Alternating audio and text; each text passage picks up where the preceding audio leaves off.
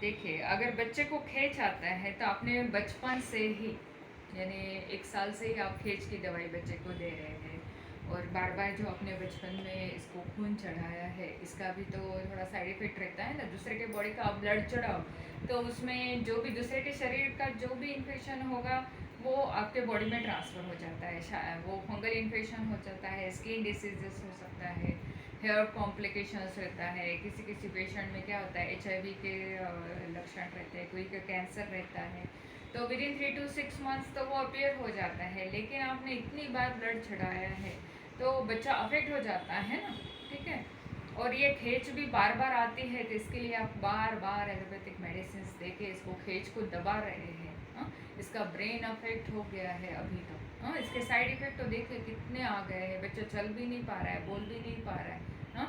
Even माँ बाप को सिवाय बाकी किसी को नहीं वो पता चलता है उसको कि क्या बोलना है, कहाँ क्या चलना है। स्कूल में भी नहीं डाला है आपने अभी तक। तो अभी ये खींच की दवाई, आपको खींच से डरना ठीक बात है, लेकिन इसको बंद भी तो करनी चाहिए ना। इसका एक प्रॉपर ट्रीटमेंट आता है, ये कम्प्लीटली बच्चों के शरीर में से, ब्रेन में से निकल जाता है। इसके लिए हर्बल मेडिसिन बच्चों को दी जाती है। सबसे पहले सुवर्ण प्राशन देना बहुत ज़रूरी है।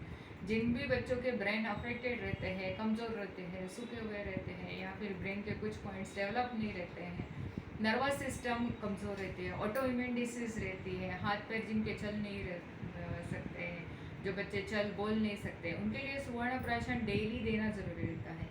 डेली आप देंगे तो विद इन 5 to 15 डेज़ में आपको रिजल्ट आने लगेगा। देखिए इतनी सी दवाई है। हनी के साथ चटाना है सवेरे भूखे पेट, या फिर बच्चा खेलता रहे बीच बीच में आप उसको हनी के साथ चटा दीजिए। और फिर तो इसको बॉडी को डिटॉक्स करना बहुत ज़रूरी रहता है ना। जैसे बड़ों के शरीर में केमिकल्स पड़े रहते हैं, पॉइजन्स पड़े रहते हैं, तो उसको बॉडी से कैसे निकाला जाता है, कैसे बॉडी को फिल्टर किया जाता है, वो पंचकर्म की ट्रीटमेंट रहती है। मालिश पूरे बॉडी पे ऑयल से मालिश करवा के, स्टीम करवा के फिर अंदर ही दवाई डाली जाती है। वैसे इन बच्चों का भी ट्रीटमेंट होता है। मसाज स्टीम करने के बाद डायरेक्ट नजल रूट से दवाई डाली जाएगी, और इसको जितनी भी खींच आती है वहीं पे रोक देंगे। विद इन 3 to 5 डेज में तो खींच रोक देते हैं, फिर धीरे धीरे एलोपैथिक मेडिसिन बंद करवाते जाते हैं और आयुर्वेदिक दवाई बढ़ाई जाते हैं। With in 1 to 3 months 6 months में तो पूरा ब्रेन डेवलप हो जाएगा आपके बच्चे का, तो आगे कभी खींच होने आने की शक्यता ही नहीं रहेगी।